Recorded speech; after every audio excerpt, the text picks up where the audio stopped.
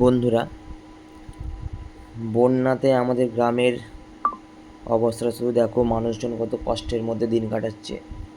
এই বন্যাটার কথা সবাই নিশ্চয়ই শুনেছো, ফেসবুকে দেখছো চারদিকে যে ঘাটালের বন্যা, যে এই ঘাটালের মানুষজনের অবস্থা। সত্যি এটা চোখে দেখা যাচ্ছে না, একটা খুবই কষ্টদায়ক, দুঃখজনক ব্যাপার। মানুষজন সত্যি অনেক কষ্টের মধ্যে আছে, দেখো তোমরা। আর একটু বন্ধুরা প্রে কর সবাই ঘাটালবাসীর জন্য। মানুষজন এত কষ্টের মধ্যে দিন কাটাচ্ছে, সবাই একটু প্রে করো ঘাটালবাসীর জন্য বন্ধুরা।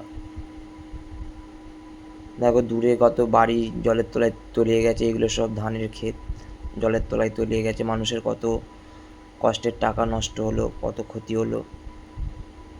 বাবা বন্ধুরা, প্রে ফর ঘাটাল বন্ধুরা প্লিজ।